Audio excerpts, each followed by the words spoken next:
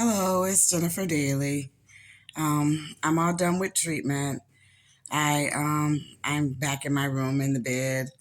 Um, you see this neck pillow around my neck because it's helping me hold my neck up as my neck is bothering me as well as my back.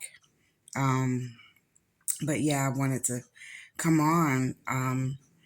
I wanted to come back on because I started a story on part one of my rambling and MG stories.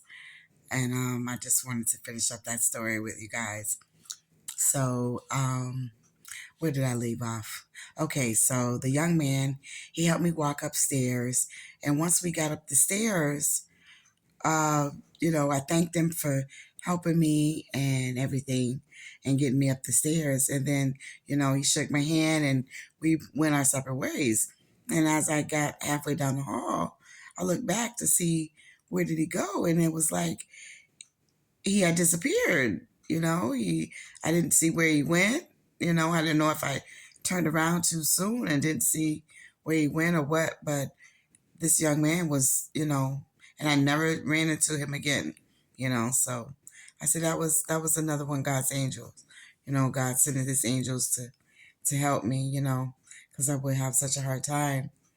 And there was another incident where I was I remember at school when I was at college, I remember I would use the bathroom, and when I would use the bathroom, I would have a hard time, like if I wore like jeans or whatever, I would have a hard time zipping my pants, zipping the zipper of my pants and button them because my hands just didn't work, for me like they should have.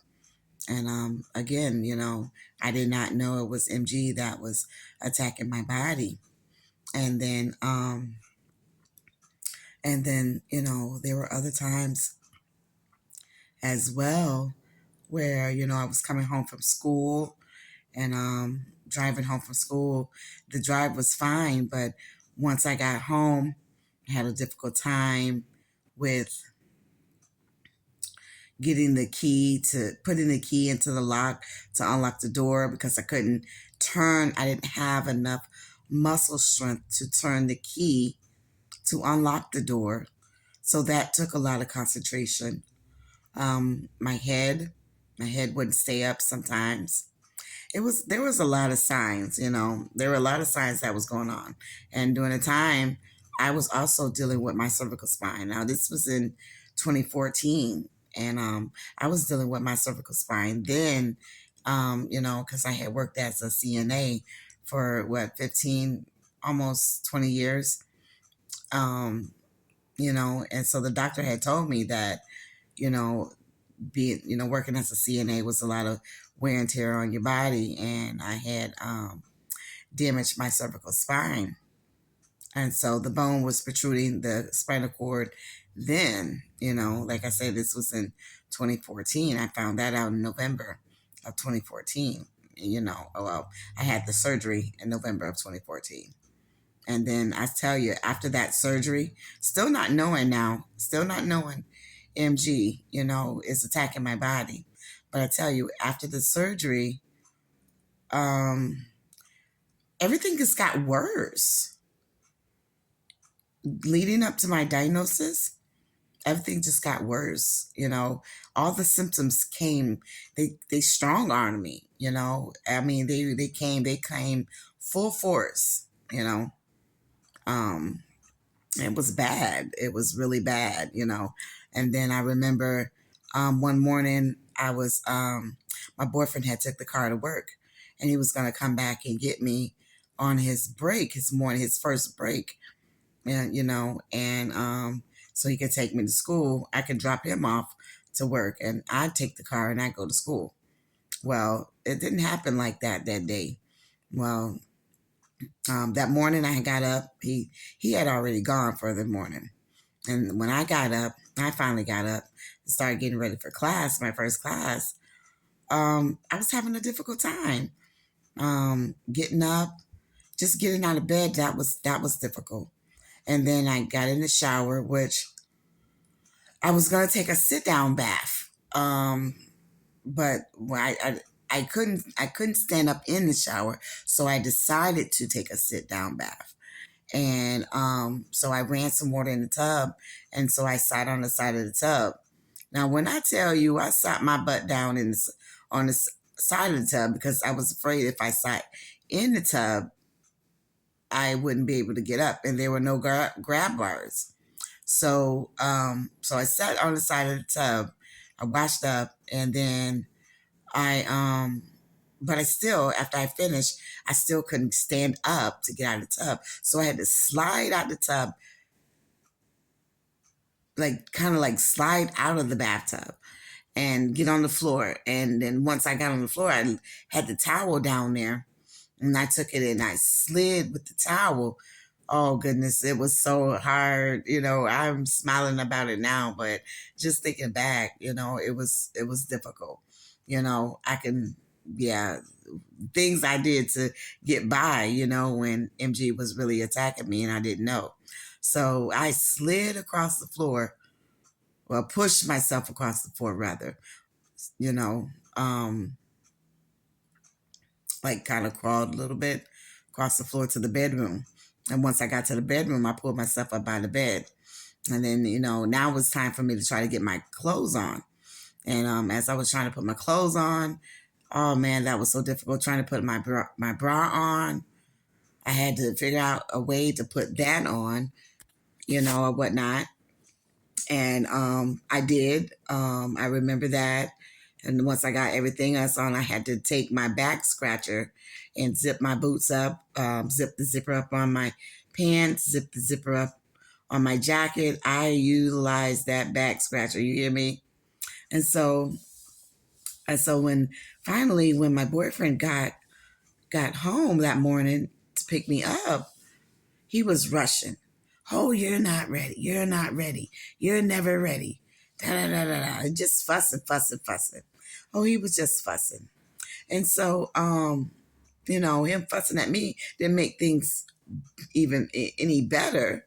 You know, I didn't realize, me rushing, it was making me worse. It was making my body react worse. And then so I walked sideways down the stairs, down, stairs that we have on the inside.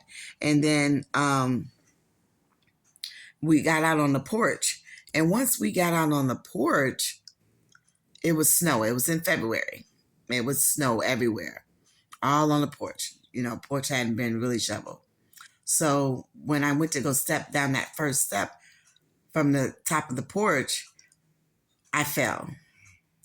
I fell and I could not get up. And he would not pick me up for nothing in the world. He would not pick me up. He took me and dragged me across the porch into the doorway. And he left me there after calling for the ambulance, because he said he had to get back to work and he didn't have time for what I had going on. So yeah, I got out of that relationship. We're no longer together. I have to tell you about that one day too. But yeah, yeah, he did. And so I laid in the doorway. He didn't even bother trying to get me up the stairs. So I laid in the doorway until the EMTs came. They asked me, could I get up? And then I told them no, I couldn't get up. I couldn't, get up by myself. And so they got me up, got me on the stretcher, took me to Strong Memorial.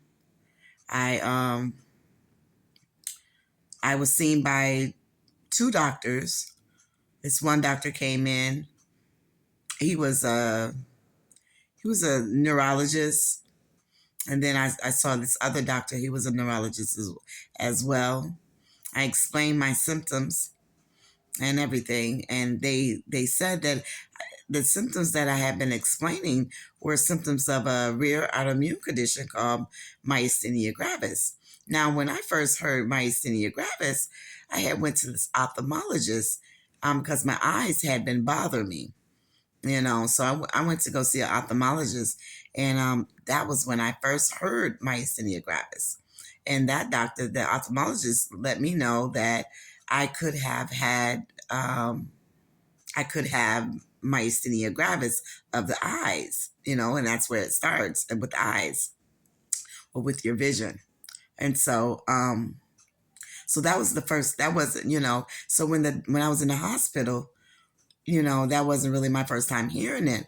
I had did my research on it, and I had, seen that I was experiencing all the symptoms, but I'm no doctor. I didn't, self-diagnosis is never good, So, so they let me know, they was like, well, we either run some more tests and we're going to admit you, you know, so they did that. I was admitted.